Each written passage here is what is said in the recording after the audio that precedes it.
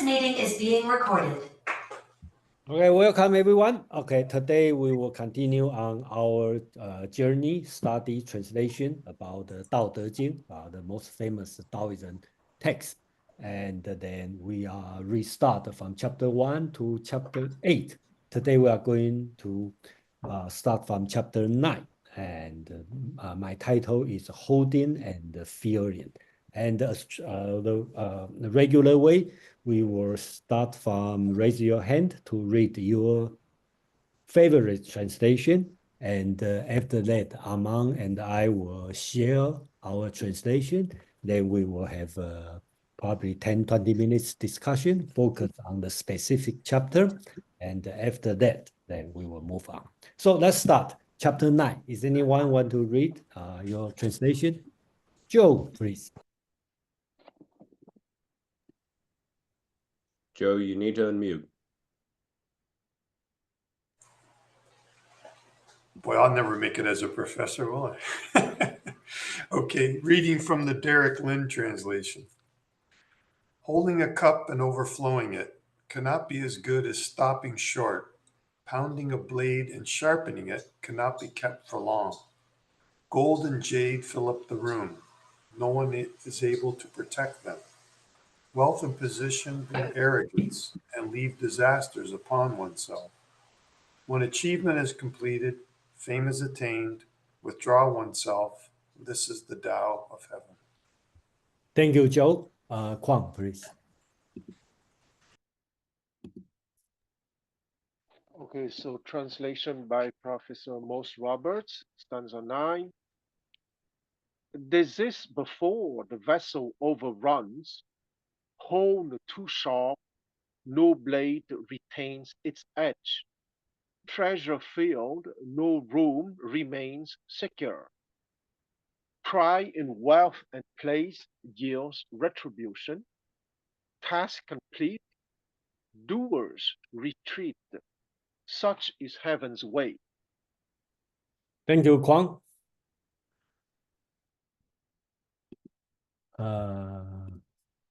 Deborah, please. Sure. Thank you, Jason. Hi, everybody. Stephen Mitchell. Okay. Fill your bowl to the brim and it will spill. Keep sharpening your knife and it will blunt. Chase after money and security, and your heart will never unclench. Care about people's approval, and you will be their prisoner. Do your work, then step back. The only path is serenity. Thank you. Thank you, Deborah. Can you read the line about the prisoner? What he talking? Yeah. Okay. Can Yeah. I have that underlined twice, actually. Yeah, go ahead. Care about people's approval, and you will be their prisoner. Okay, so thank you. And I just want to say that this one is not in the text, even it's a good good translation. I will explain later. Okay. Okay, so here, okay, Amang. Chapter 9, Holding and Filling. Hold and keep filling water in a bowl. You'd better stop short. Keep polishing and sharpening a knife. It cannot last long. Fill a hall with gold and jade. You cannot guard it. Showing off your riches and honors, you'll bring yourself disasters.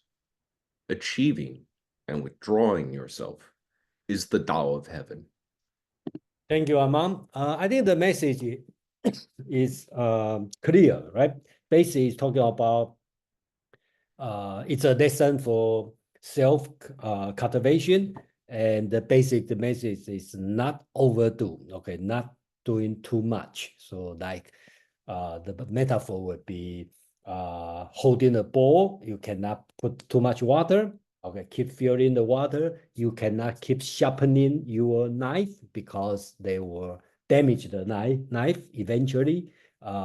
too much good, okay, jade and the gold, then the word say 不能藏宝, you cannot safeguard, right? Because then the last one means show off, okay. 骄 means proud.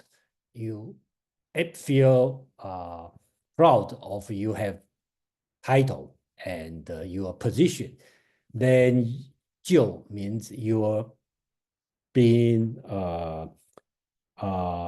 bring your own problem, bring your own disaster, or somebody will criticize you. That's why Stephen Mitchell translate as care about your position. They will be in other people's prison. Okay, so in the sense, it's correct, but it's a very good explanation. But there's no prison in the text, so that's what I like to explain. So I think that's all I need to say, and I think the message is quite simple. And Amak, please. Thank you. And thank you once again, everybody, for joining us. This is really invaluable to us.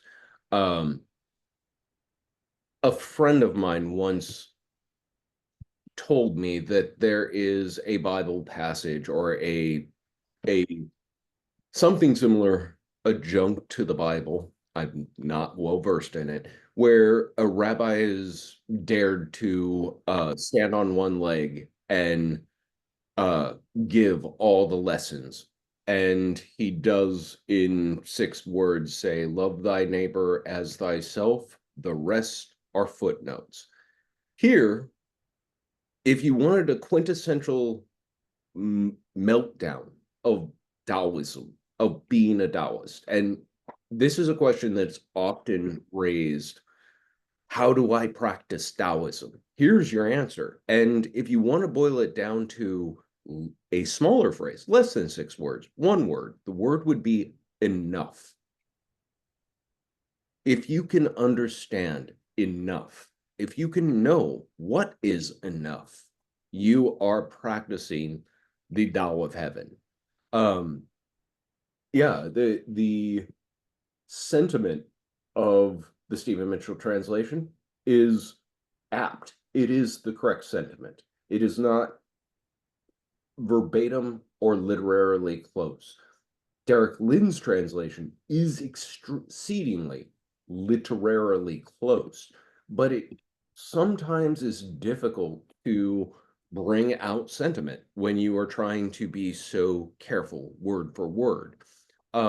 Here we try and strike that balance, and I think we did a really good job of both expressing the sentiment, but also keeping the verbatim translation as intact as possible so that people can see the sentiment that was really being communicated, which is know enough, well enough, and do enough that you're not doing more than enough. You're not collecting more than enough. Note, Lao Tzu does not say, don't take any gold or jade. Just don't fill your hall with it. He doesn't say, don't have any riches or honor. Don't try and, hoard them to show them off, because that's a recipe for bringing yourself disaster. Achieving, there's one of the keys, and withdrawing. So getting things done, getting things that you're after, but withdrawing in the sense that you then don't try and get more because you get that. What is the oh, I'm drawing a blank. That Attachment, Amon. no, Attachment. I was thinking of the Native American myth of the beast that the more it eats, the hungrier it gets, and its name is absolutely escaping me right now. But that's what is being advised against, that sort of avarice that comes from achieving. Because once you've achieved, I got to do more. I got to do more. And this really spoke to the Ru scholars of this time and place who never could know enough, never could have enough acumen of the classics, could never be a junsa as they were coached to be. They were always, always, always striving. When Dango, thank you, Darren. It was killing me. That's all I had to say. All right, thank you, Aman. But I think the last line is extremely important, especially politically, because we see how many people achieve certain position and just hang on there. So to me, that's very important. My personal experience is when in the year 2000, and I start to run the startup company, and then usually the first thing you want the investor want to see is what your exit plan, right? When what do you want to achieve? How are you going to leave this company? So I think that's quite important in this one. So let's hear and anybody who any opinion, question, and what you want to share. So let's start from Mark and Deborah. Thank you. And the Kwang. Okay, Mark, please. Oh yeah, thanks, Jason. I have two questions. The first one is about form, and it's about the overall form of the chapter. And the second one is about content, and it's specifically about line number 4. So I'll just give you the first question and get reactions to that, and then maybe you can come back to me for the second. So I'm looking at the chapter overall. I noticed that, at least in the translation I have here and in the Chinese text I have here, the first 4 lines all have exactly 8 characters, and the 5th and 6th lines have 4 and 3 characters each. I assume, and this is what I want to know about this, is this seems like poetic structure to me, especially the first 4 lines. And then the second thing about that is the first 3 lines all end in the 3rd tone, and the last 3 lines all end in the 4th tone. And I'm wondering, is that like I don't know a lot about poetry, but in English poetry, the last syllable of each line, at least sometimes every other line, is pretty important in the structure of the poetry. So I'm wondering, is that significant, or is that just random noise that I'm picking up, both of those facts? That's it. Thank you. Okay, thank you very much. Okay, so 4 letter, okay, 4 character. I think that's important in the Chinese tradition. Okay, if you can go back to the book of Ode, Shi Jing, or book of poetry. Okay, if you look at that one, okay, and then you will see almost. Okay, I was just make a rough guess. 95% of the phrases are 4 character. Even today, the people who speak Chinese or who learn Chinese always have they have the 4 character saying, right? Everything is 4 character. Okay, so this tradition not only in modern Chinese, also in Japanese, also in Korea. Okay, so that's the 4 letters. About the tone, I'm not sure. Okay, because first I have not much interest on that, and for the 3rd tone, this tone, I think it's not. It doesn't exist during that time. Probably rhyme are more important. But of course, I could be totally wrong, but that's just my guess. And then you talk about as a poetry, I don't see this one much as a poetry, but on the chapter 12, okay, I do see that one is more like a poetry. But again, I have to claim I'm no expert. My knowledge about poetry is very little, but I just feel this one is not, but chapter 12 is a poetry. Okay, that's just my opinion. Thank you.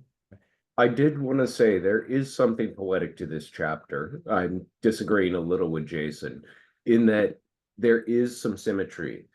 Qi er yin ji, bu er zhi yi. You get this e at the end of each of those first 3, and then in the last 2 or 3, you get bu ke chang bao, jin yu mang tong mo zi neng shou. So there is meant to be some sort of mnemonic built in there. Yeah, thank you, Mom. Okay, but one thing you can let me develop a little bit on the Mark's comment on that, right? You can see. Let me change the format. Okay, you probably can see better. Okay, before I always do this way, but I try to save space. That's why I change it. Okay, so you can see this format, right? You will see okay, they all together. Okay, okay, they all same word. Okay, more also means no. Okay, so that means negative, and the self. So it's sort of line up, okay, very well. Okay, but in the other chapter will be more specific. Chapter 10 is more rich, better format. We can talk more on this one if you are interested. Okay, anyway, Deborah, please.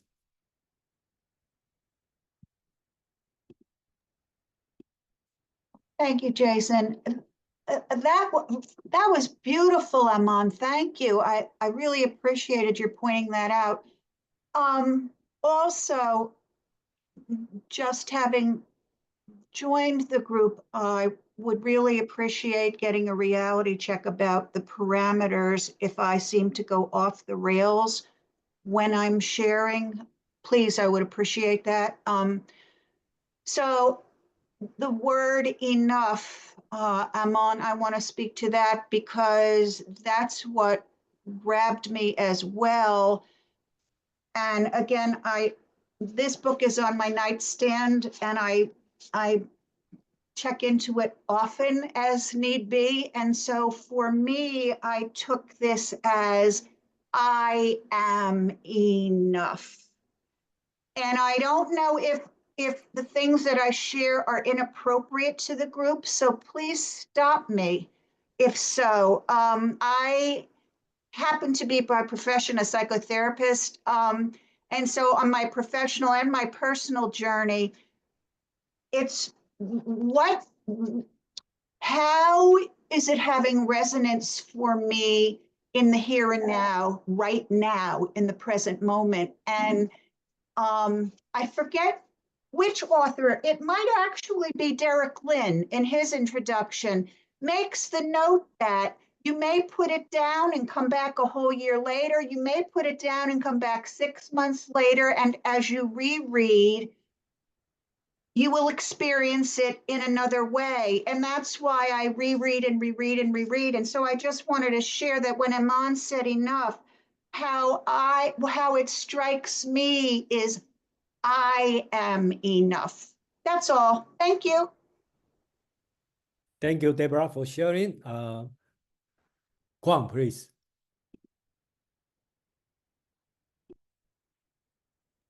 Okay, sorry for the delay.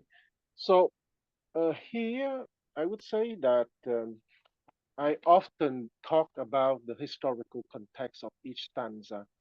And once again, I would like to say that this stanza, of course, can be interpreted directly as the meaning of the text, right? But from the framework of the context, once again, as I said last week, is Imperial Taoism. Because when you read that text, it's about a group of people who are used to keep treasure and to keep weapons. And what kind of people have the responsibility of keeping weapons and treasure? People from the ruling class, right? So that's why I repeat again, this text is imperial Taoism, okay, or at least aristocratic Taoism. And I would say also about people having experiences of keeping stuff, either riches or weapons, and they realize by their own experience that it is very good to be involved in those duties of their social station, but at the same time, they have to be careful and not to exceed or not to abuse that accumulation of riches. And I want to finish with mentioning that in this group, I often make the rapprochement with the Yi Ching, because once again, for me, the foundational text of Chinese civilization is the Yi Ching. And either Confucianism, Taoism, Mohism, all the ism of Chinese civilization are from the I Ching. And this short text reminds a lot hexagram 14, and the title of hexagram 14 is Ta Yao, meaning great possession. That is precise. Great possession is precisely not hoarding, but just having enough and distributing in a fair manner. I stop here. Thank you, Kwang. Yeah, I think that's also another way to think about if you are familiar with Confucianism. Okay, so at least I will see achieving and withdrawing. This thing has never been taught in Confucius. Okay, Confucius only says retire, withdraw when the government is in turmoil or in this society not following the Tao. He never think about retire when you achieve something. So I think that's the interesting to compare. And I would like, I appreciate Kwang mentioned about this is very aristocratic teaching, right? Because only the person who has means, experience with carrying weapon, experience of having too much gold and the jade, and then has an opportunity to achieve something. They need to think about when you need to retire, when is enough. Yeah, thank you, Kwang. Paul, please. Yeah, two quick things. One is new, since Mark's point in your response made me want to ask this question. When you are doing this translation and showing it to us, I'm thinking you're sort of, as Aman says, there's no such thing as translation without interpretation, but I don't think you ever, I could be wrong, look at the poetry or the meter and try to make an English thing that expresses that, or do you? And even if you don't, I think it would be great if you would point out to us, maybe you've been doing this already, this does have a poetic feel and a meter, but to keep the meaning, I used the English that was closest. So that's question point one. But before you answer that, quick story that addresses something of Deborah's point of, this is a sanity check on whether my interpretation of this is right. On the way here, I was driving and I heard a story of a guy on Marketplace, this NPR news show, finance, that he bought Dogecoin when it was like fractions of a penny, and he told his aunt who lent him the money that he'd buy her a house for $1 million house after it went to the moon. So here's my point. It's his holdings are now worth, I think, 3.5 million. And he got on a conference call with his aunt on this national program, and he said, no, I'm not. We got to keep going. So he put himself in a big public spotlight and he said, I'm going to 10 million, then I'll buy you the house. I think that's like the perfect example of this, but do you agree? That's my second point. Thank you. I'm not sure I agree or not, but I can share the same lesson I learned, actually from my father. When I was very young, I say, I want to make a lot of money. So my father asked me, how much you want to make, okay? I think that this word is very important. Just like you talking about the coin, I believe it's Bitcoin. Okay, so, you buy the Bitcoin, and then let's say $1, okay? And then I told myself, when this one Bitcoin worth, let's say 10,000, I'm going to sell it. Then I will have, let's say 20 million. So to that point, I sell it. Then I close my eye. I think that'd be fine. So that's the situation I will take. But the worst situation is when you get the 10,000, you think it's going heading to 20,000. Then one day it's going to drop to $1. Then you lose everything. So I think that's important to know what you want. That's just my opinion. That's nothing right or wrong. Okay, so I think I saw agree with you. But back to the first question, I think that's very important. I do try to keep, if I do feel has a poetry on that, but at least I keep the format with that. I hope everyone can pay attention on that. Okay, so for example, this one is 1, 2, 3, 4, 8 phrases. I also keep 8 phrases. 1, 2, 3, 4, 5, 6, 7, 8, right? And the ninth one is long. I all try to keep. When they use the negative sense, for example, 不, 不, 不, I all try to use the negative negation to that, okay? And then when they use 知, I try very hard, but it's difficult. 知 means it. I try to bring the word that. So that in this sense, I try very hard to keep that, okay? And then I will claim, okay, it's hard to claim we are the best, but we probably the shortest, okay?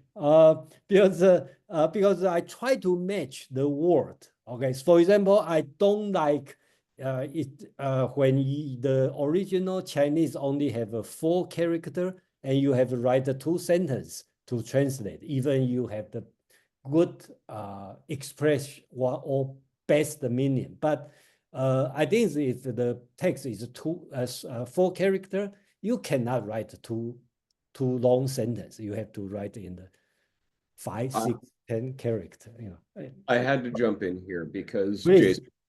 Jason, I'm in part responsible for how this transliterates into English. And to answer Paul's question, the meter of it almost never factors into me, because it'd be impossible to really capture something that has that sort of same pattern and rhythm and tone, because most Chinese words in classic Chinese are monosyllabic. Very few are disyllabic. So if you even use a word like filling, that's 2 syllables. That's not going to match the same meter. There is meter in the Tao Te Ching, and my classic example of this is the absolute opening lines, Dao Ke Dao, Fei Cheng Dao, Ming Kang Ming, Fei Cheng Ming. You can almost get bouncy with it and hear that meter and rhythm and pattern. And Red Pine is actually one of the translators who is really good about trying to keep that, because he is under the belief that the Dao De Jing originally was meant to be sung. Because it was mnemonic, that's how you'd memorize it. And so listening to him actually read the Dao De Ching, which I've had the pleasure to do, he sings when he's reading the Chinese. And then his translation attempts to mimic that. But it does it at the expense of necessarily clear or good transliteration every time. This is why I can appreciate his translation, even though I understand why its interpretation slants in a given way. And as far as buying your aunt a house at $3 million and waiting for 10 million, like Darren said, I'll promise you 2 houses. I will gladly pay you Tuesday for a hamburger today. That is the Wendigo that they are trying to warn against. One last thing, because Darren brought it up in the chat, and I think it's worth noting. We don't know how this sounded, ever, because the verbal Chinese has transformed over the centuries, and there are multitudes of dialects. And so, as Darren pointed out, this doesn't have any sort of Cantonese meter or rhythm or cadence necessarily that would lend itself towards a poetic reading. So even when I'm chanting Dao Ke Dao, Fei Cheng Dao, Ming Kang Ming, Fei Cheng Ming, I'm doing that with modern Mandarin, and that may not be the language that was actually there. Probably it had some of that same beat, but certainly not the same spoken words. Yeah, thank you, Amam. Okay, but another thing as a translator, we have something we have to believe, right? So I don't believe, at least for me, okay, I don't believe this one is written for people to sing, okay? I don't believe so, okay? Unlike or read out loud like Homer's. Okay, they're supposed to read out. I could be wrong, but I just don't see this way. But if you ask me about the book of the book of Old, 诗经, I will say yes, that's the one people singing and doing. Yeah, okay. So let's go next. Nick, please. Yeah, thanks. Just one or 2 points to this conversation. Number one, keep in mind the Chinese language is graphocentric, not phonocentric. So what it appears to the eye is more important to Chinese readers. And my copy actually have the perfect symmetry because the last sentence, last line on the screen was split into 2 with another word, another character added to it. Ye. Ye means, Mark sounds like you read Chinese, but ye means, doesn't have much meaning, but it's a character to add, emphasize to the sentiment, to exclamation, almost, or, this is the way of Dao, yeah. So makes it, but that takes up the missing space. So you got 8 characters on the last line. Anyway, that's my version. But the more important point is that these are good writing, beautiful writing to a trained, educated Chinese reader. There's no doubt about it. But in the Chinese writing, I think the preference somewhat is more for the prose style rather than poetry per se. So a lot of Chinese good writings are good prose. And that is widely accepted by the educated reader, through thousands of years till today. So in that sense, but the one last point to make is the meaning of the last line. This has been taken to heart by the educated class in Chinese history as a way to conduct one's career. And so the perfect example would be actually George Washington. Once you have done your deed, go back to your farm. That's the kind of advice. Oh, thank you. Thank you, Nick. Thank you, Nick. Yeah, George Washington is a Taoist sage. Let's put it this way. Mark, please. Real quick, Jason, that ye that Nick was talking about, I'm looking at the Undone and the Guodian. It's at the very last particle of the sentence. They have the yeah at the sentence. Ye after Dao. Yeah, okay, yeah, I believe so. Okay, yeah. But I don't think any other place, the Tao Te Ching has a lot of place put yeah. Yeah, it's not in the Doi, but it is in the Guodian. So Yeah, but I think no, not only this chapter. It's very not used very often, unlike in Confucius and the like. Okay, so well, of course I just talk about my personal feeling. I will prefer without the words yeah. Okay, because it sounds more Confucius. Well, that's just my feeling. Okay, but again, I that's just the way I think. Mark, please. Yeah, thanks, Jason. So I have a appreciation, a request, comment, and a question. So the appreciation is for Eamon. I really like his summarizing, and he did this earlier. The whole ethos or sense of Taoism into one word enough, and his relating that to this chapter. I thought that was impressive. My request is I'd like to hear Juan weigh in a little bit on this question of poetry and how, like this question of whether it was sung or not in the original Chinese and what we could know about that as far as like rhyme and meter and stuff like that. My comment is like I'm primarily interested in philosophy and secondarily in linguistics and only tertiarily and very minorly in poetry. So for me, when I see translations of Dao De Jing that try to emphasize the poetic aspect, it rubs me wrong, mostly because I feel like they butcher the meaning in order to try to twist it into something that seems poetic in English. And secondarily, just from the little that I know about the Chinese language and Chinese poetry, there's no way that you can twist the Tao Te Ching into anything in English that is representative of the beauty of the original Chinese text. In fact, it almost seems like a mockery of it to me, to like have a couple lines that rhyme and then think that that's representative of the original Chinese. So that's just my sentiment about it.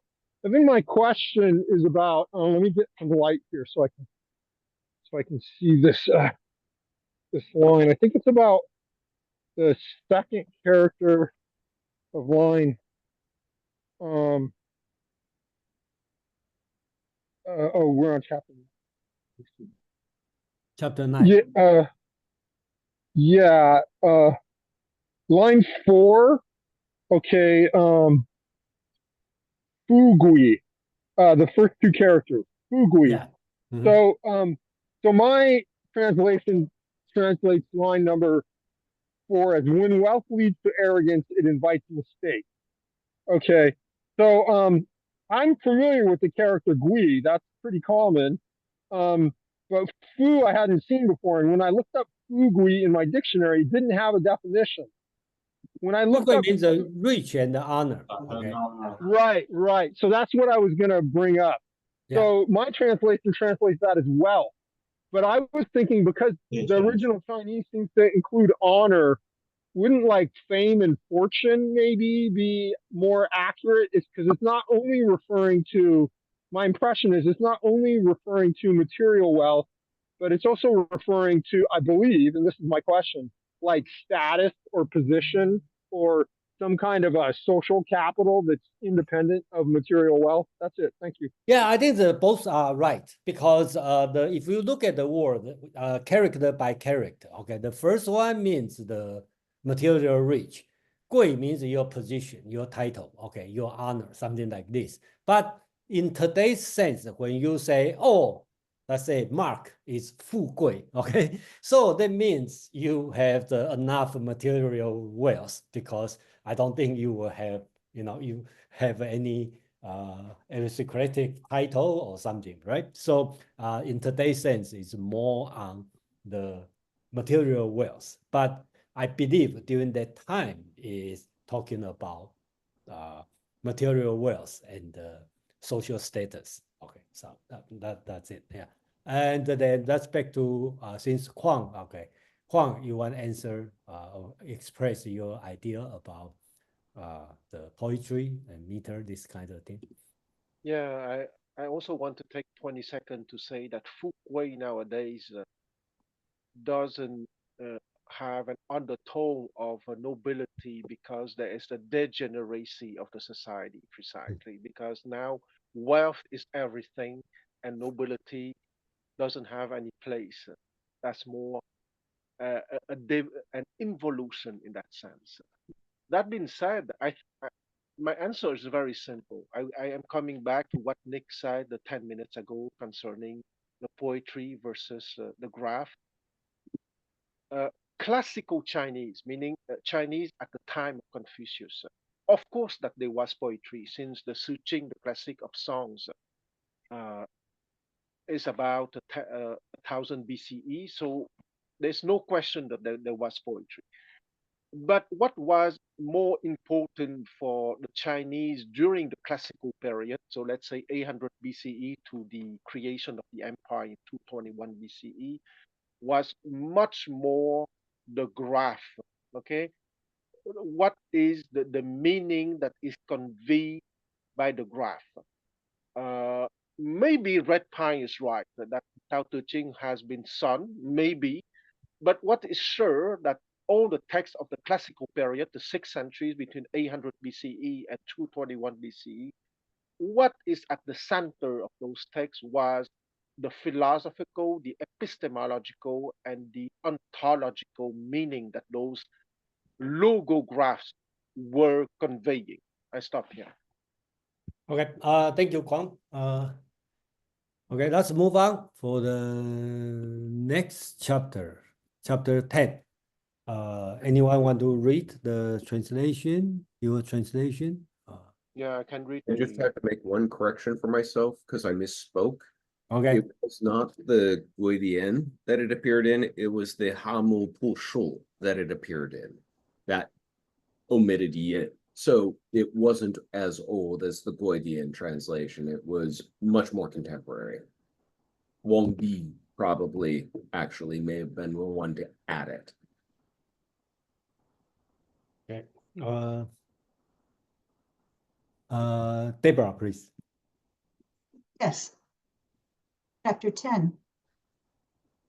Can you coax your mind from its wandering and keep to the original oneness? Can you let your body become supple as a newborn child's? Can you cleanse your inner vision until you see nothing but the light?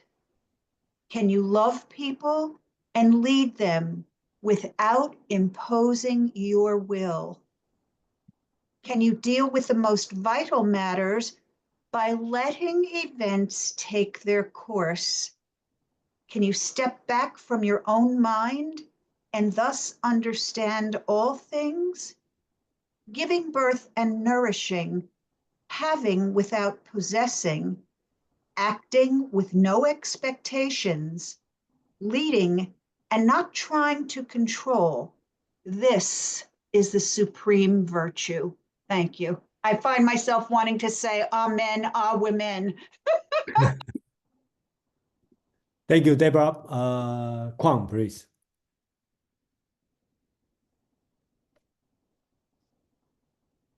You are muted. Okay, so translation by Professor Mose Roberts, stanza 10. The new moon soul are burning homes to oneness. Can you keep it from being divided? To center all breath energy to work gently, can you keep as if newborn? To purify the eye within, can you keep without stain? To care for the people and rule the kingdom, must you not master underacting? Midst ebb and flow from heaven's gates, must you not play the female part? For your vision to reach all quarters, must you not be unknowing? Through giving birth and care, Tao gives life without possessing, performs without obligating, presides without controlling. Such is the meaning of hidden power. Thank you, Kwang.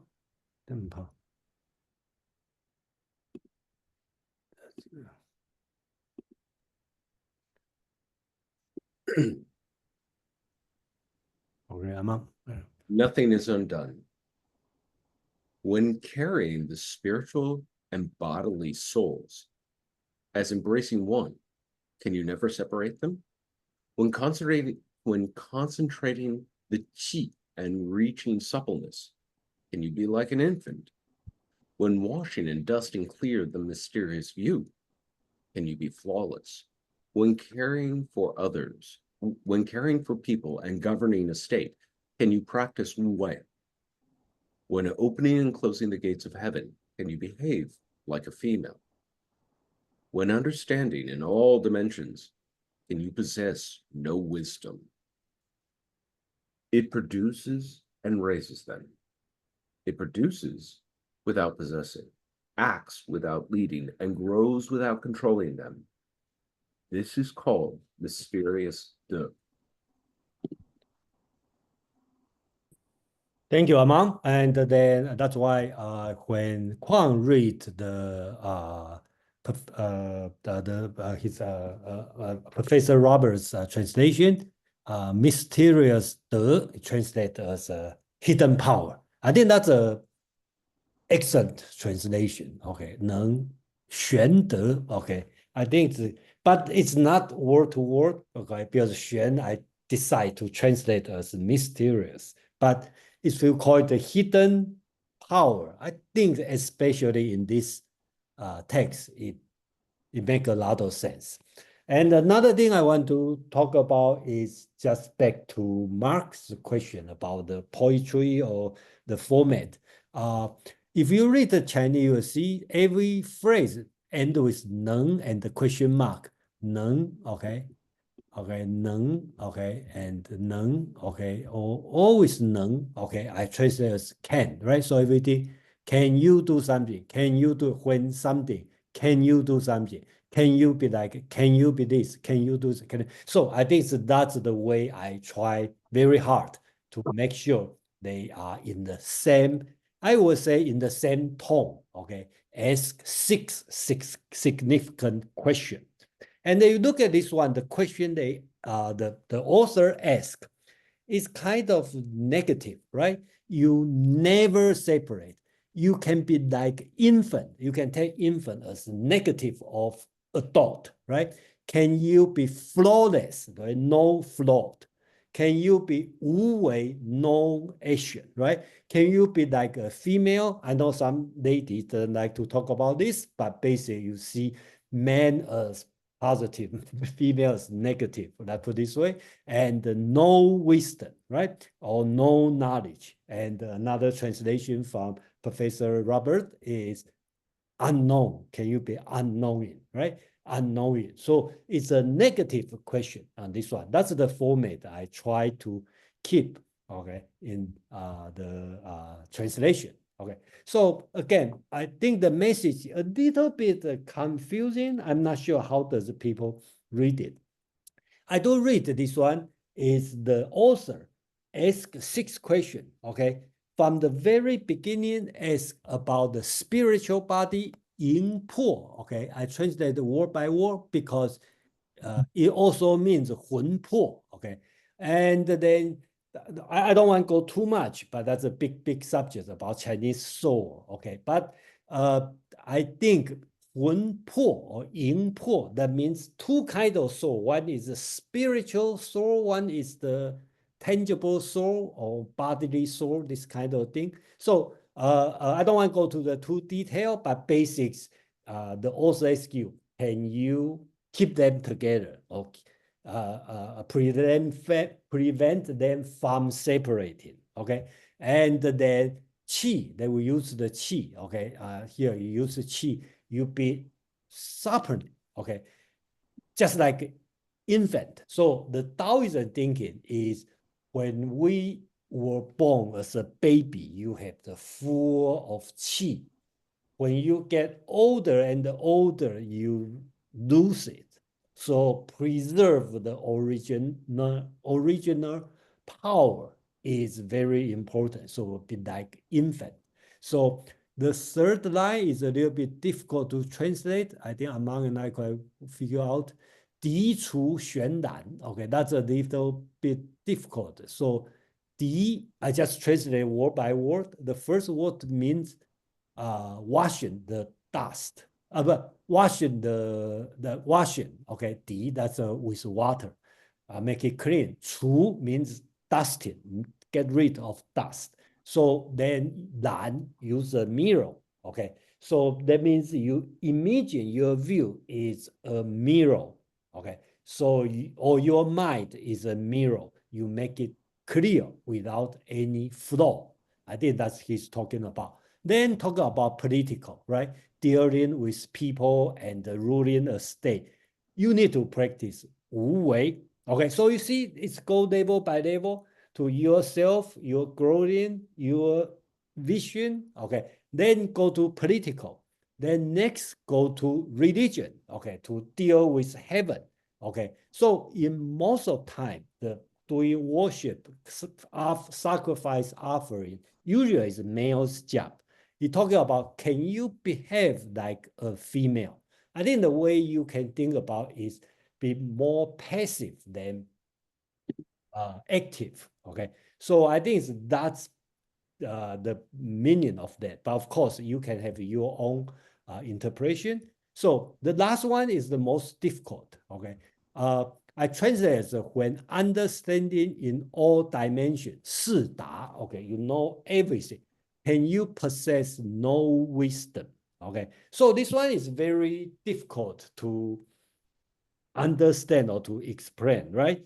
How can you know everything without using knowledge? But one way to think about it is using your intuition instead of your rationality, okay, to know things, okay, use your heart, okay, without using 无知, okay, 无知, that means no knowledge, no wisdom, and one way to read it, to understand is not using the book knowledge, not using your rational thinking, okay, use your feeling or use up to you how you want to deal with that. And then the last part is kind of conclusion, produce them without possession. I think that's easy. And this one, we call it mysterious de, 玄德. That's a common name called 玄德. And then I really like the way translate as a hidden virtue, okay, hidden power. I think that shows the essence of the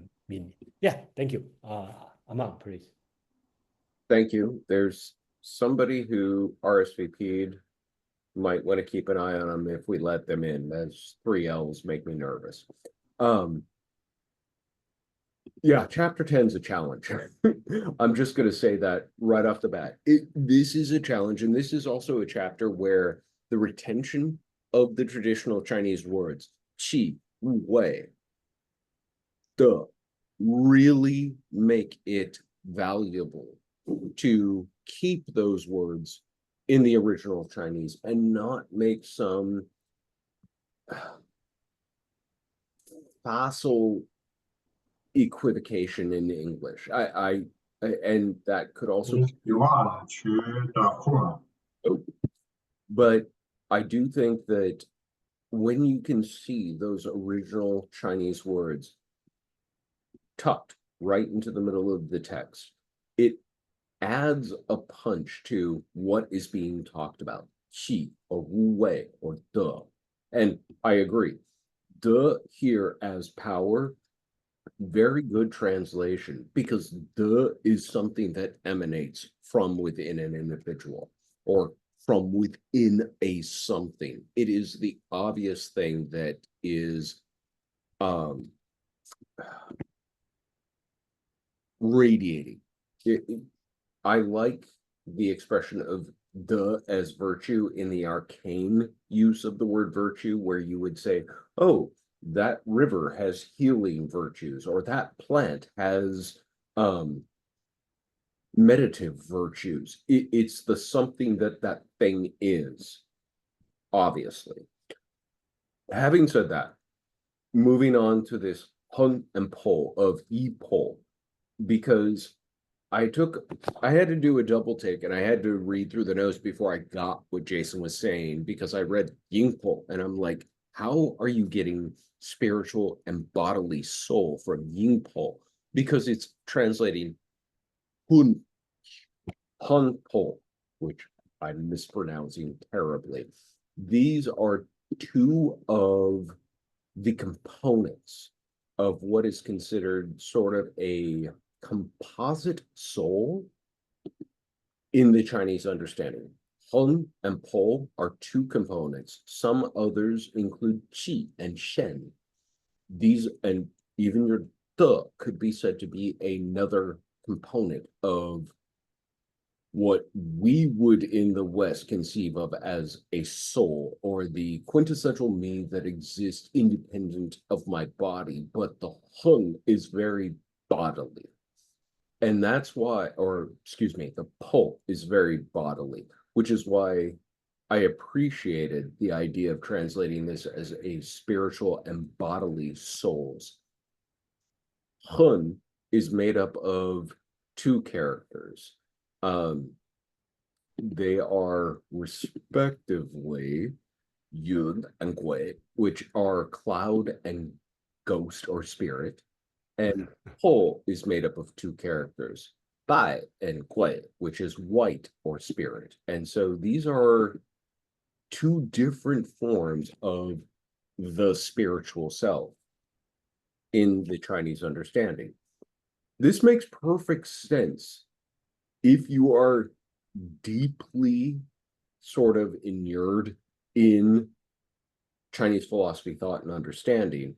But even in this translation, it at least raises the question enough to the reader to go, when carrying the spiritual and bodily souls, to stop and go, what?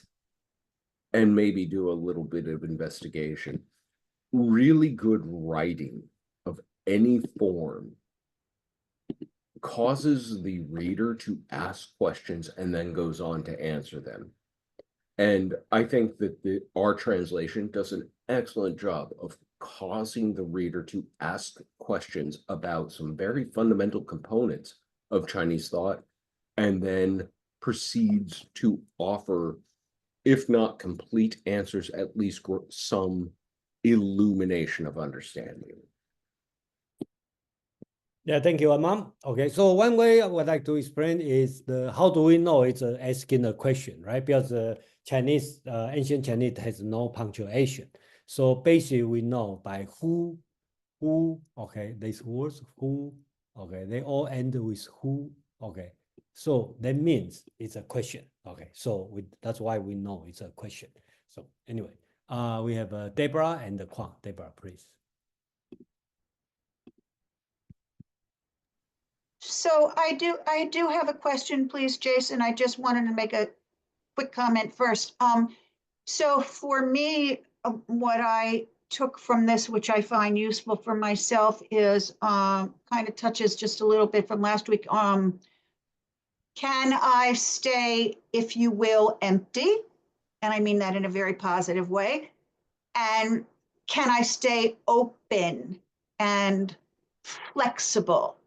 So I just wanted to share that. And then my question was, can you or Aman remind us again, what is this when opening and closing the gates of heaven? I have no idea what that piece is. Thank you. Okay, this sentence, when opening and closing the gate of heaven. Okay, I have no idea, but the words is Chinese word 天门开合. Okay, I just translate word by word.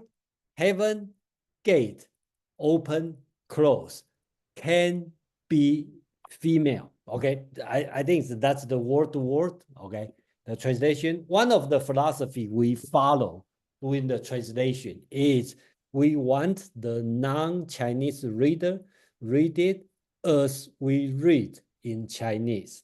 So that's the way you will read it. Okay, so you can use your way of thinking. Okay, I will, if you ask me, I will see the way to deal with heaven.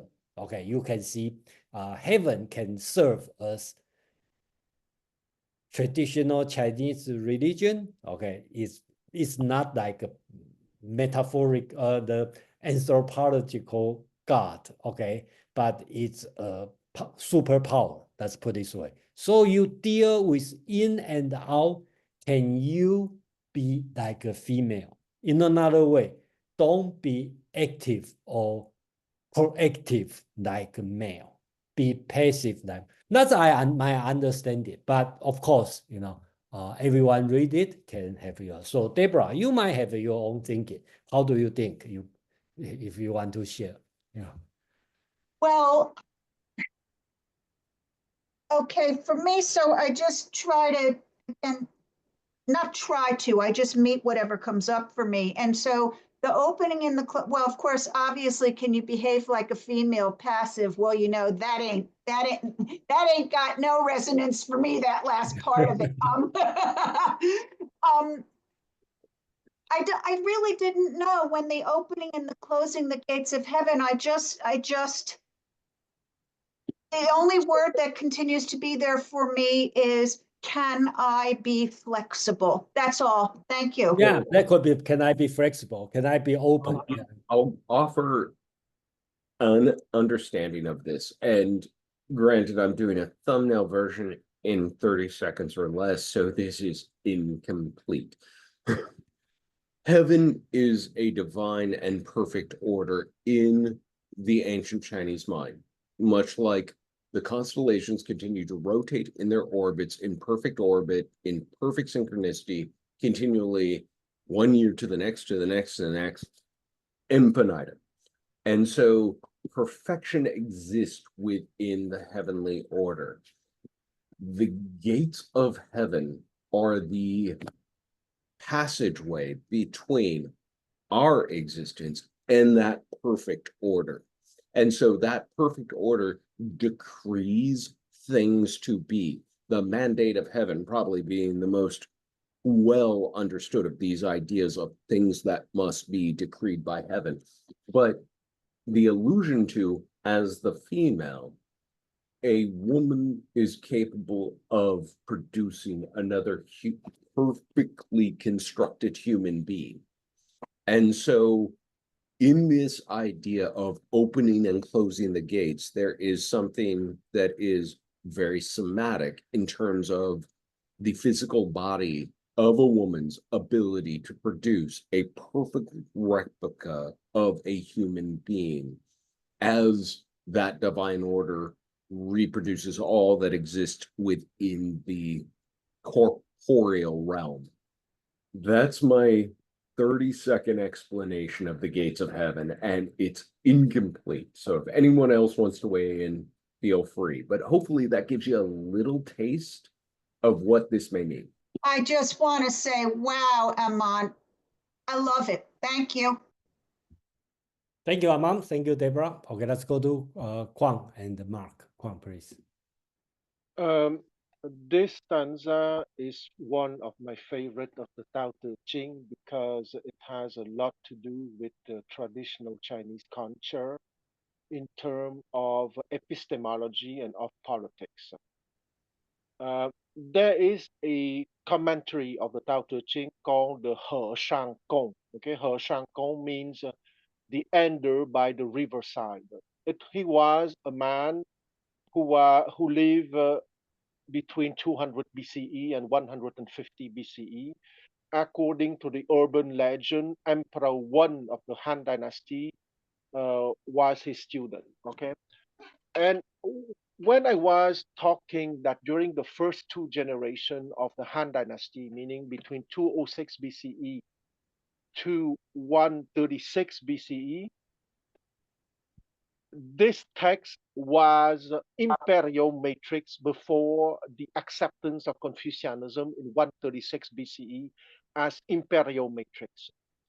So here, once again, I always contextualize the Tao Te Ching within its historical context. This stanza is the summary of one of the most unwavering Chinese traditional doctrine or concept, that is spiritual development is the foundation of statecraft. Okay, if there's something that is common to the I Ching, to Confucianism, and to Taoism, it is in that stanza. Spiritual development is the foundation of statecraft. So you rule a kingdom as if you ruled yourself. If you are not capable to rule yourself, you are unworthy to be a ruler. And in this stanza, it is a kind of synthesis to explain how you can be a ruler. And how you can be a ruler, you have to be the ruler of yourself first.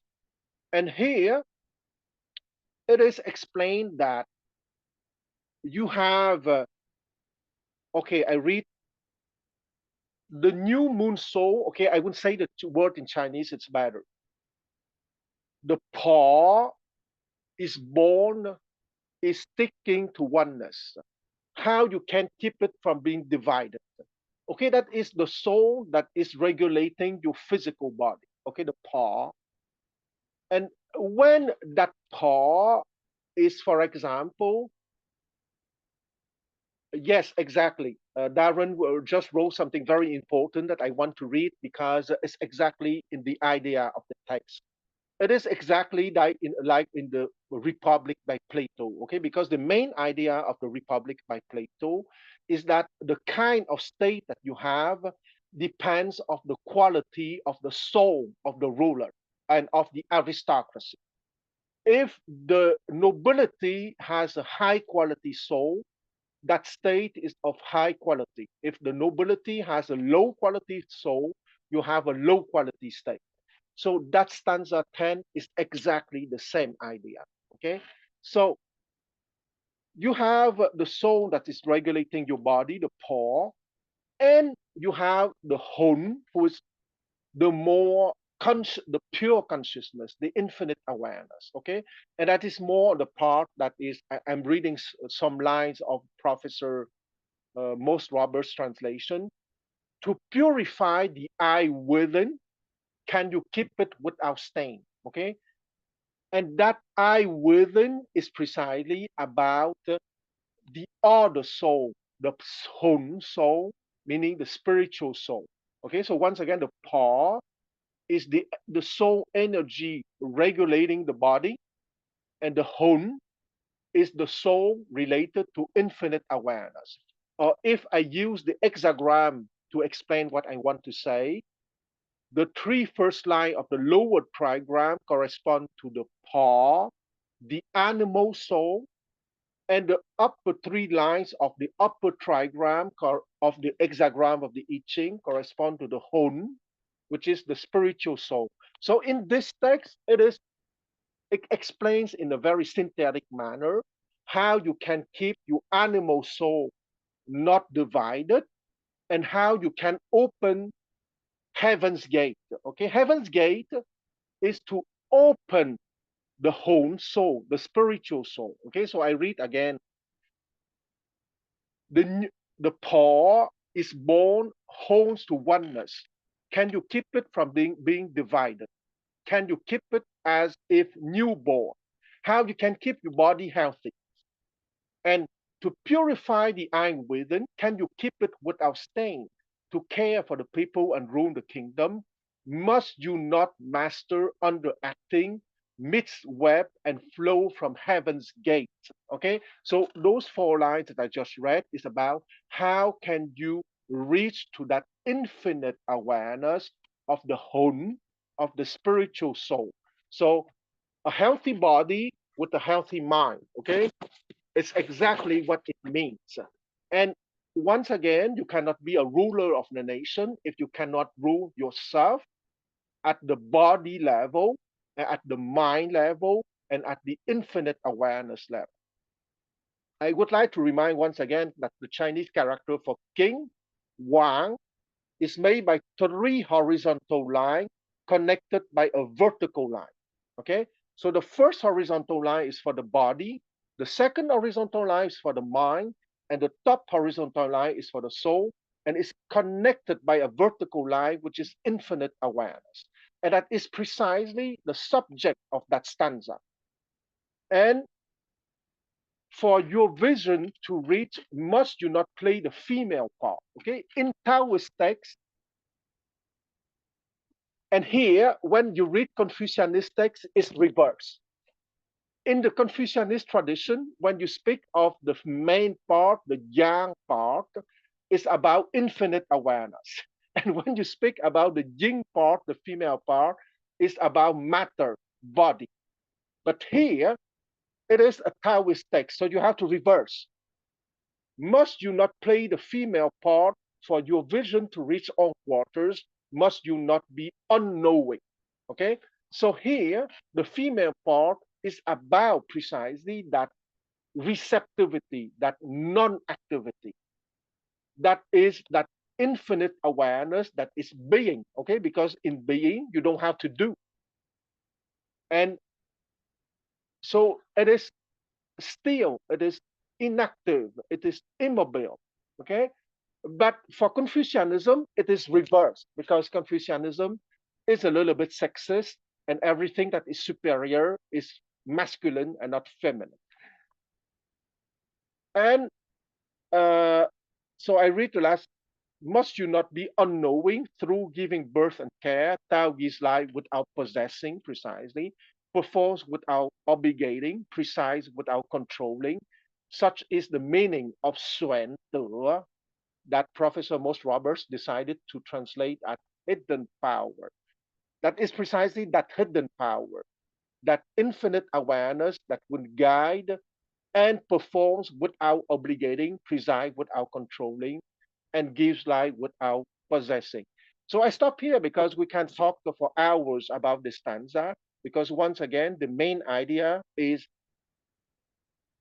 spiritual development is the foundation of statecraft. I stop here.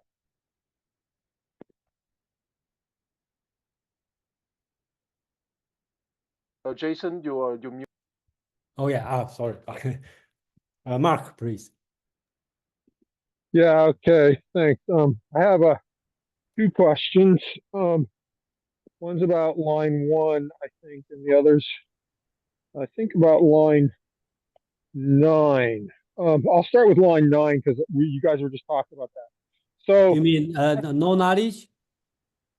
Tianmen Kai Hunong Wei Zi Hu, that one? The Heaven's Gate? Oh, Heaven's Gate. Okay. Isn't that's the Yeah. line, right? Tianmen Yeah, Kai Tianmen Cai He. Hunong Yeah. Wei Zi Hu. Okay. Yeah. So Yeah. my translation said something pretty different, which is interesting. In the notes, it equates Tianmin to the 5 senses. And so my translation says, open your senses to meet the world. Can you remain calm? So I'm wondering what you guys think about that. I'll ask my question about line 1 later. Okay, so I think that everyone can have a different interpretation, and I saw this one. I read this one on the about the senses. That's your senses. I think that's too Buddhism thinking. Okay, so I don't see this way. Okay, at least that's my interpretation. Okay, just like I think everyone should have everyone will have a different understanding. So, for example, like Kwang, I listened to Kwang. It's an excellent explanation because he focused on the mind body, spiritual body part. And to me, I would look at on the Wu Wei female and the no knowledge part. That's the hidden power because it's negative, but it's powerful, right? You be the non-action, you be female, you have no knowledge, but that's the hidden power. So I think everyone will read in a different way. So it's, but I just have to say, I don't read as a sense. Okay, that's right. I wanted to add to that, Jason, that literally that line is simply Heaven's Gate, open, close. That's yeah, that's what right. it So says. again, my translation philosophy is a cigar is a cigar. So when they say Heaven's Gate, I just translate as a Heaven's Gate. And that's up to you to decide what the meaning of Heaven's Gate. So that's it. Jason, Mark. Yeah. oh, sorry. Yeah. So you want to continue on the same subject? Yeah, go ahead. Let Quan follow up because my separate question is completely different. No, Mark, you can go ahead because it's what I want to say is a small comment, technical comment. So go ahead, please. Okay, go ahead, Mark. Okay. So in line 1, the second and third characters, Ing Po. So my translation kind of combines them into one word. Yes. And calls that soul.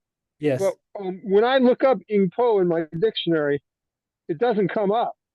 And when I look up Ing by itself, it has some really weird. No, it's a they use a different word. It should be you should look into for this word 魂魄 instead of 营魄. Okay. Oh. Okay. So that's the ancient word for that. Okay, but you should look at for 营 not if you look at for 营魄, you probably get nothing. Okay. Oh, I can see. Then that's the way to do it. Yeah. Can you put the modern word in the text? The modern character in the text? I'll drop it in there. Yeah, okay, yeah. Amang will drop buddy. it in the text. Yeah, that's the one. Okay, so but we probably don't need to be too well. Depend, who you are. Some people will focus more on the soul body part. Okay, And I personally, okay, I will take kind of metaphor. Okay. So okay.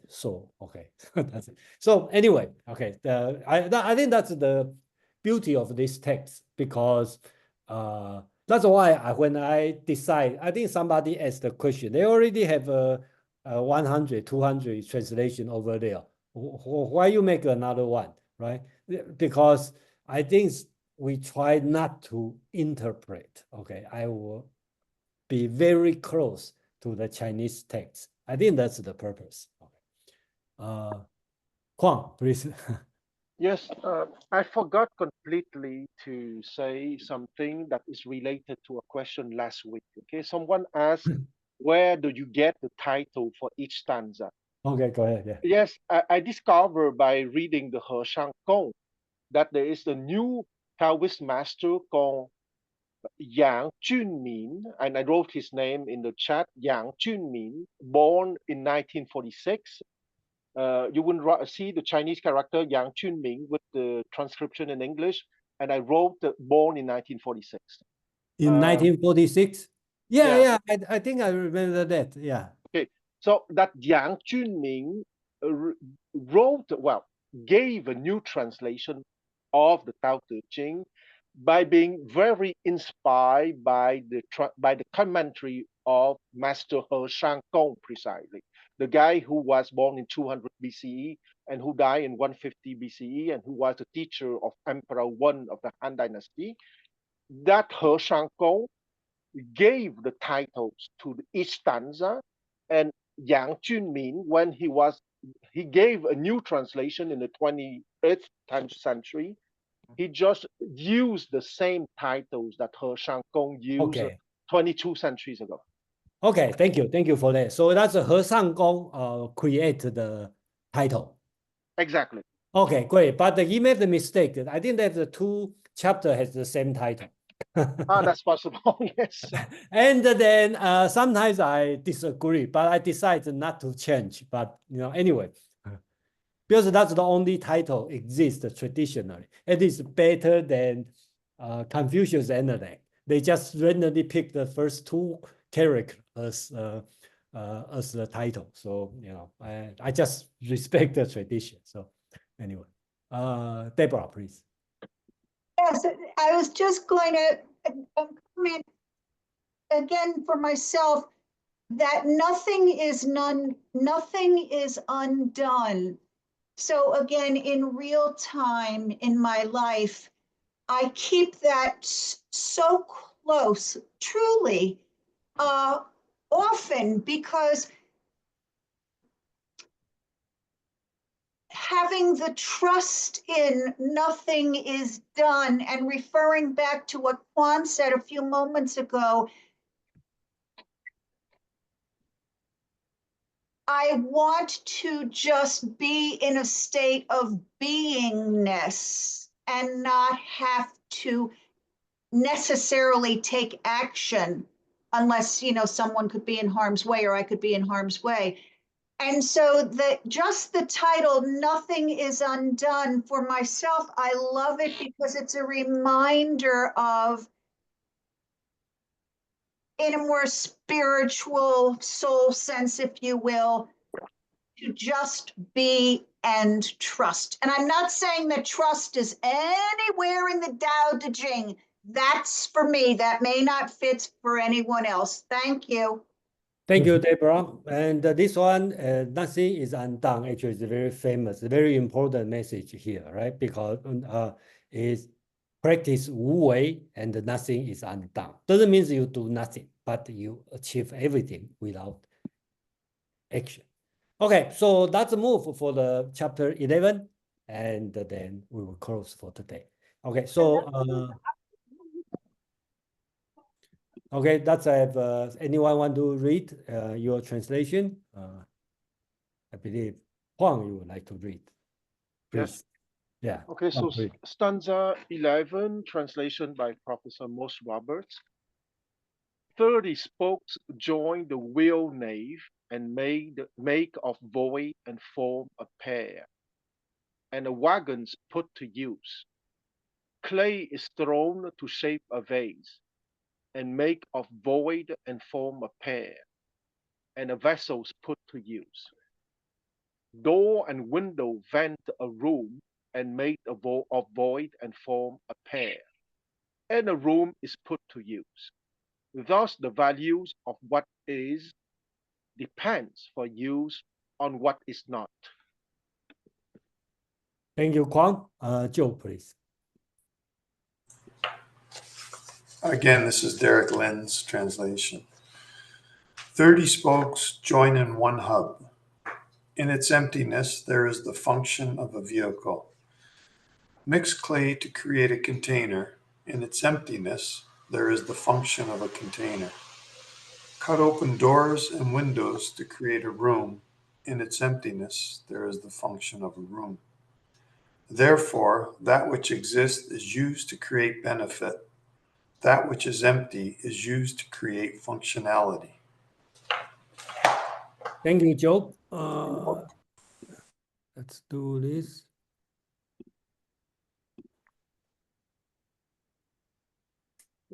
Okay, go ahead. Chapter 11. Mysterious Emptiness. 30 spokes join a hub. Because of the nothingness within, the function of the vehicle is there. Clay is molded into a container. Because of the nothingness within, the function of the container is there. Windows and doors are cut open for a room. Because of the nothingness within, the function of the room is there. Therefore, the utility is from the existence of a thing. The function is from the nothingness within a thing. Thank you, Amam. I really like this one. I think I read this one when in my early age, and then I think I understand a lot from this text, because I think that if I want to summarize, I think this one is talking about, in Chinese, you will see 有, every sentence has 有, right? 有, okay. 有, okay. And the other one is 无, okay. 无. Every sentence have 无 and 有. And the translation 无 means nothingness, not being or nothingness. And 有 will translate as being or existence, okay, or is there. So everything you will see nothingness and is there, nothingness. So usually we will believe the being means existing, nothingness, or not being is not there. But here, the author tell us a very important message by 3 examples, right? If you make a wheel, there's no emptiness, no nothingness. The wheel is not going to work. If you make a ball, a container, because they have the emptiness, they have the space in the ball, that's why they have a function. When you make a window, you open a space. I said, I'm going to make a window. Actually, you create some space. That's why you say, I make a window. You are not build a window. You take out something. So I think that's the important message metaphysically, it's very important. So we know the utility is formed by the existence of thing, okay, the house, the car, and the window, this kind of thing, right? And then, but the function, where is the function coming from, right? But the nothingness in the ball, nothingness in the hub, nothingness in the window space. I think that's a very important message. At least to me, this one is very clear and a great message. Thank you. Aman, please. Thank you, Jason. So it's been studied that people of Asian descent taking portraits, like taking a selfie, will attempt to capture more background than people of Western descent, who will try and really be central to the frame. The background makes a difference in the picture. If you look at Taoist-inspired old ink and brush art work, you'll see titles like Fisherman on the River, and they'll be that big of a little boat in a river in this vast landscape that includes mountains and clouds and everything in the background. This appreciation of what is overlooked or what is neglected and what is not thought as being part of the thing is baked in to the Chinese mindset and to the East Asian mindset. And this is part of why, because the lesson in observance of the overlooked is what is quintessential to this chapter. It's telling you, here are the things that you look at. Here are the things you overlook. Just like one of my final tests for ordainment, how many fingers am I holding up? I'm going to actually give you all the cheat code now, because until you answer this question, how many fingers am I holding up, as 9, you do not understand Taoist teachings. 1, 2, 3, 4, 5, 6, 7, 8, 9, and possibly 10. It took a long time before the light bulb finally went on and I went, oh, that's what you're asking me. I get it now. But it's a really simple test. How many fingers am I holding up? You keep saying 5 and you keep getting told, nope, you're not ready. Nope, you're not ready, until you finally have this click for a real understanding that, oh, the spaces, the overlooked, the emptiness that allows the form to do anything is as necessary to the thing as the thing itself, which is why the figure and the background count in those portrait pictures. I just gave you all the cheat code to passing one of the tests for your ordainment. So don't answer too quickly. Pretend to struggle if you ever go for it. But there you go. Yeah, thank you, Amang. And then I think that's the painting is very, if you see the Asian painting, okay, it's very different than the Western painting.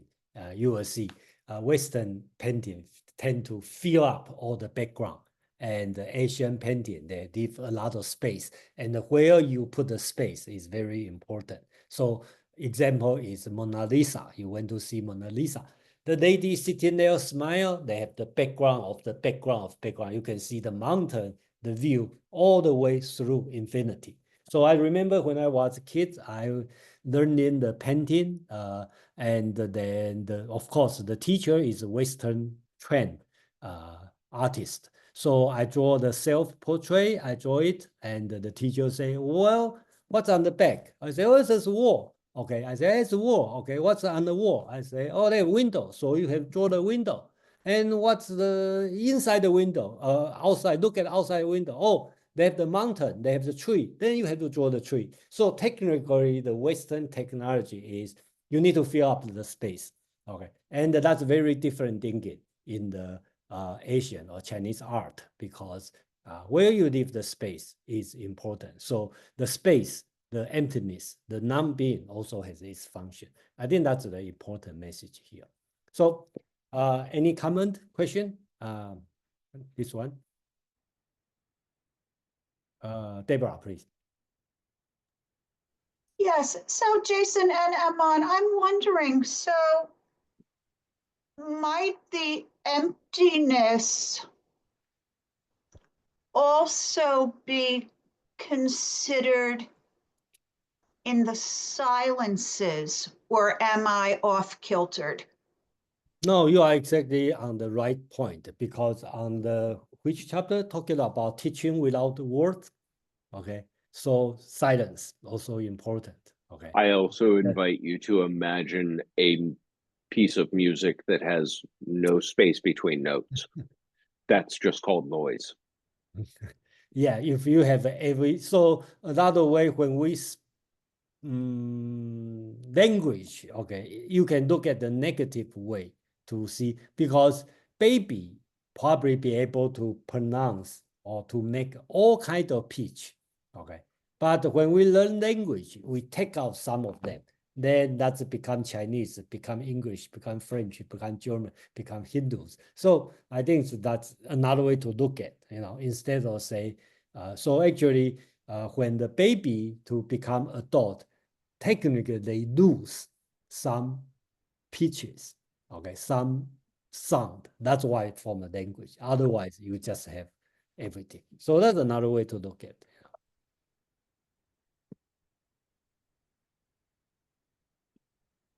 Okay, so any other comment? So Darren has something in the discussion here in the chat. Says, I'm just wondering the distinction being drawn between the understanding of Li and Yong, Yeah. as implies something like profit, which seems to usefulness, but I'm going by contemporary use of Li. Very good question. Okay. So I have been debating how am I going to translate, because if you look at the text, very good question there. Okay. So here, right, that's Li, right, and the Yong. Okay. So that's the two words, right? So I have to distinguish these two words. So I translate Yong as a function, okay, and Li as a utility. Okay, so I think that's the way I do it. So in today's sense, or in this word, in other sense, it also means profit. Okay, but that's I believe in the ancient time, it probably means more utility than profit, because our mind probably being developed by capitalism thinking. Okay, I'm not talking about Western European capitalism. I'm talking about in Chinese tradition. Later on, when they developed the trading, okay, commercial, they have the business thinking. They start to use this word for profit.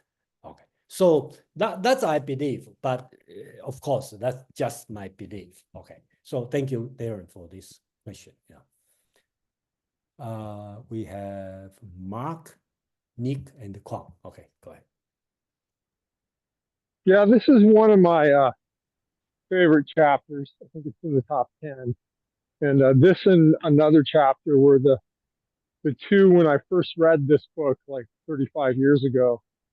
They gave me like the strongest philosophical sense and gave me the strongest, a strong sense of a kind of dialectical perspective in the Tao Te Ching. At that time, I was only familiar with like Marxist dialectics, but now I know more about Hegel, and this seems a little more similar to Hegel, although not exactly the same. Although I know Hegel is infamously dismissive of Chinese philosophy, I don't think he actually read the Dao De Jing, although I'm not certain about that. But the emphasis on the relationship between being and nothing, that's way the science of logic starts with that, with the relationship between being and nothing. It doesn't have to come to the same conclusion, but it is an interesting similarity, and I really like this chapter. I'll just say that. Thanks.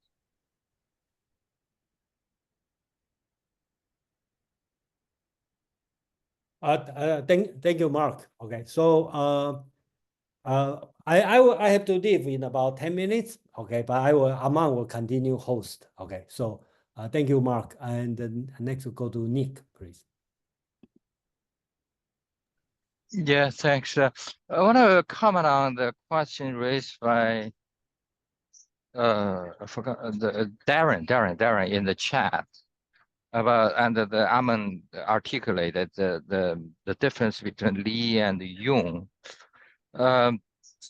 The way I see it, it's within the broader context of two keywords, Ti and Jung.